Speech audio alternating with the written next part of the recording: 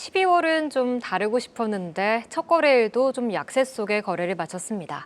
참 어려운 우리 시장 투자 전략 세워보겠습니다. 오늘은 디멘션 투자부문 송재경 대표와 함께하겠습니다. 안녕하십니까? 안녕하세요. 네, 대표님 지난주 금요일 우리 시장 좀 처참한 하락을 보였고 오늘은 좀 오전에 기대해볼까 싶었는데 역시나 좀 약세 속에 거래를 마쳤습니다. 또 오늘의 문제로 떠오른 게 환율이 1,404원대까지 좀 급등을 하면서 또 하나의 리스크가 부각되고 있는 게 아닌가 싶은데요. 이번 주는 좀 하방 쪽으로 열어둬야 하는 걸지 투자자분들 어떻게 대응해야 할까요? 예, 일단은 환율이 약세로 간다는 것은 외국인들 입장에서 팔고 싶은 욕구를 강하게 만든다는 측면에서는 상당히 좀 악재다. 근데 지난주에 워낙 한국은행이 우리나라의 향후 경제 성장률 올해뿐만 아니라 내년도를 많이 낮추면서 했기 때문에 어찌 보면 펀더멘탈의 약세가 외국인한테 들어왔다는 측면에서도 안 좋고요. 다만 그래도 어쨌든 정책 당국이 정책 금리를 낮추면서까지 부양 의지를 펼쳤다는 것은 다행이다 말씀드리고 싶고, 결정적으로는 기술적으로나 밸류에이션 측면에서 우리나라의 대략적인 지수 기준으로 하방 지지선이라고 해야 될까요? 네. 워낙 기술적 분석 잘 하시는 분들은 아시겠지만 지난 2년간 잘 지켜져 왔던 게 2,400선입니다. 대략 거기에서는 우리나라가 강한 반등, 거기를 지키려는 의지가 상당히 강하고요. 실제로 또 그 밸류에이션 측면에서도 PBR 1배에서 0.9배 사이에서는 대략적으로 코스피가 지켜진다는 것들을 믿으신다면 지금은 어쨌거나 좀 힘들긴 하지만 버텨야 되는 구간이다. 라는 거는 이제 분명한 것 같고요. 다만 이제 개별 종목들은 좀 또 다른 스토리가 될 수 있기 때문에 개별 종목들에 대해서는 또 그 개별 종목에 맞게 대응을 하실 필요가 있을 것 같습니다. 2,400은 그래도 좀 강하게 지켜줬으면 하는 마음을 안고 조금 더 버텨봐야 할 것 같습니다. 근데 우리 시장 좀 반도체주들이 계속해서 눌리고 있습니다. 아무래도 좀 미중 반도체 추가 규제안이 이번 주 중에 나올 것이라는 얘기가 있었기 때문에 이를 좀 확인하고 가려는 좀 움직임이 나타나는 것 같거든요. 반도체 규제안 수위는 좀 어느 정도로 보시는지와 우리 반도체주들에 미칠 영향은 어느 정도로 분석하십니까? 예, 이게 결국은 이제 미국 마음이죠. 이게 우리가 어떻게 할 수 있는 게 많지가 않아서. 근데 다만 지금 걱정들 하는 게 이게 이제 HBM 같은 고부가 분야가 이번에 포함이 될 거냐 말 거냐에 대한 우려들이 커지면서 또 최근에 주가가 좀 많이 밀리고 있는데요. 이거는 뭐 국내 반도체 업체들이 당연히 지금 로비를 엄청 하고 있을 겁니다. 미국 상대로.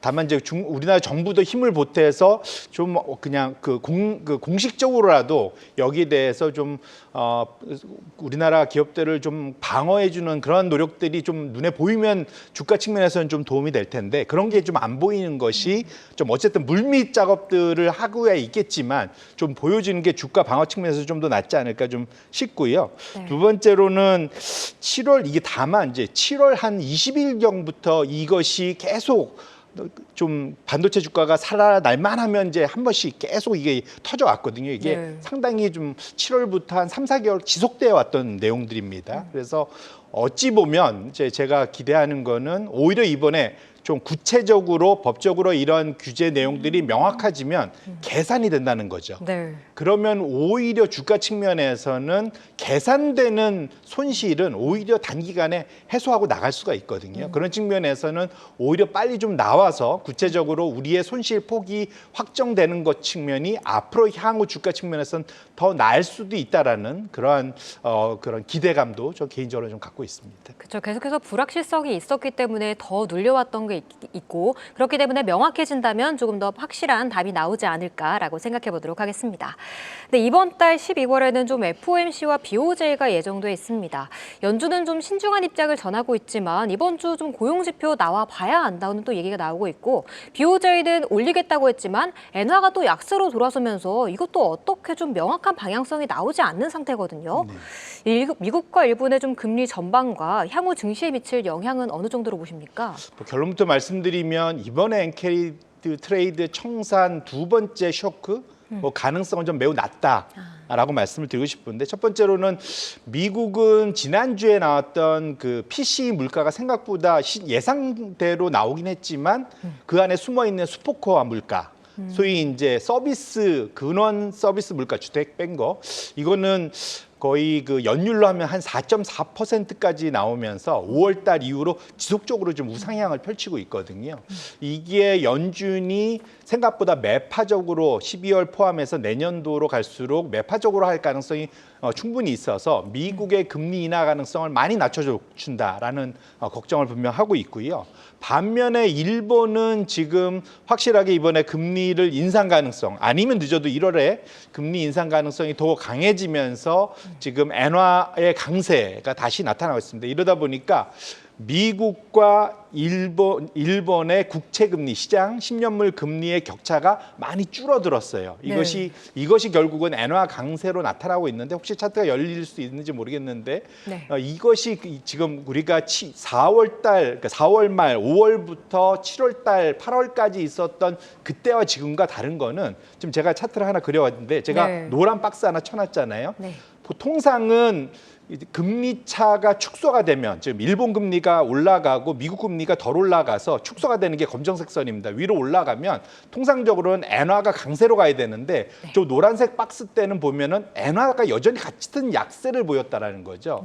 그것이 7월, 8월 한 달 사이에 엄청나게 조정을 받으면서 소위 엔캐리 트레이드 청산이 있었는데 청산이 된 이후로 지금은 다시 소위 금리 차의 방향과 엔화의 방향성이 똑같이 다시 이제 반대 방향으로 똑같이 잘 움직이고 있어서 지금은 현재 그러한 시장 가격이 잘 반영되고 있다는 측면에서는 엔캐리 트레이드 청산 가능성은 현재의 속도로 보면 그렇게 크지는 않을 가능성에 대해서 좀 더 무게감을 둘 수 있다. 그런 측면에서는 너무 걱정하지 않으셔도 되지 않을까 이렇게 말씀드립니다. 맞아요. 지난 금요일에 엔캐리 트레이드 얘기를 정말 많이 했었거든요. 아무래도 지난 여름에 겪었던 그런 공포가 있기 때문에 투자자분들이 많이 좀 놀라신 것 같은데 이번에 이런 표를 봤을 때 엔캐리 트레이드 청산 가능성은 그렇게 크지 않으시니 그런 부분은 조금 걱정 덜 하셔도 될 것 같습니다. 이번 주 좀 증시 전망도 체크를 해봐야 할 것 같아요. 더불어서 연말에 좀 주목해볼 만한 업종도 몇 가지 짚어주시죠. 기본적으로 미국은 산타랠리 가능성 매우 높습니다. 하지만 우리나라는 거기에 비해서는 특별한 모멘텀이 강한 거는 없다는 측면에서 좀 아쉬움은 있는데 싼 맛은 있죠, 우리나라.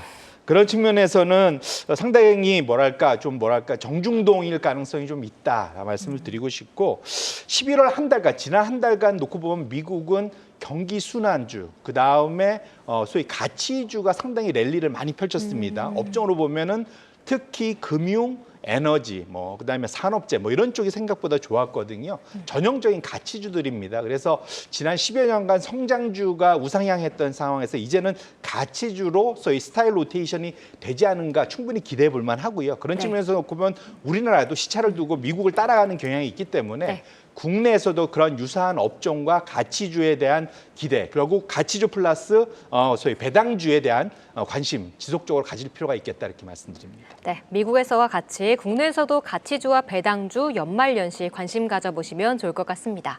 오늘은 디멘션 투자자문 송재경 투자부문 대표와 함께했습니다. 오늘 말씀 감사합니다.